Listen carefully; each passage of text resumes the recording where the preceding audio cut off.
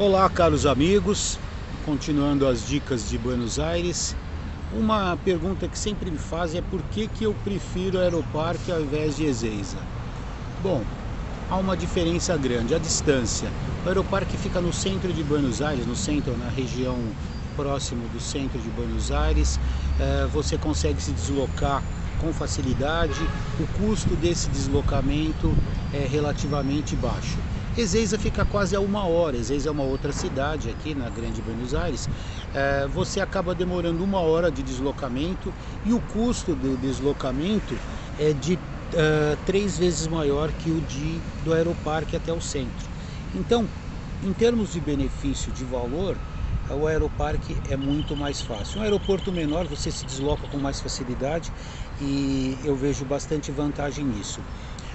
A outra questão, não são todas empresas aéreas que operam no Aeroparque.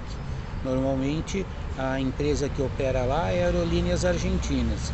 E se você vai lá é onde também eles fazem as conexões internas aqui. Então, dependendo se você for outro ponto da Argentina, lá é o local ideal para você parar. Agora, tudo isso depende da época do ano, da disponibilidade.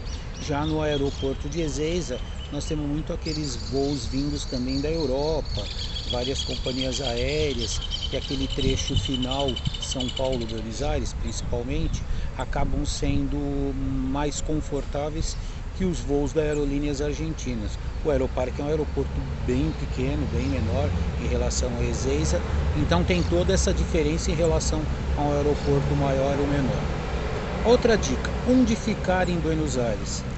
O que eu vejo, a maior parte das pessoas dão a dica, Recoleta e Palermo.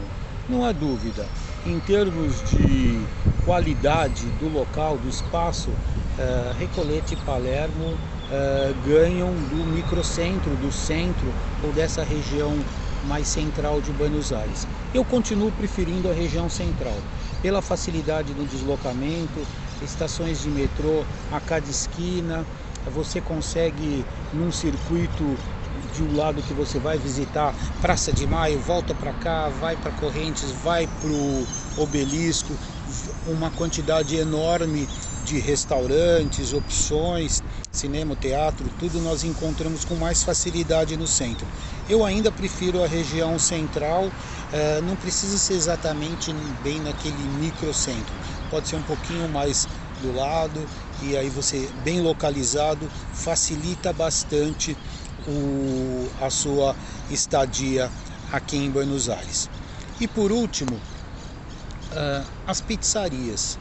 Eu sempre penso isso, já falei no outro vídeo, por que a gente viria para Buenos Aires para comer pizza? Se a gente mora em São Paulo ou no Brasil, né, na São Paulo capital, as grandes pizzarias, todo tipo de pizzaria, todo tipo de recheio.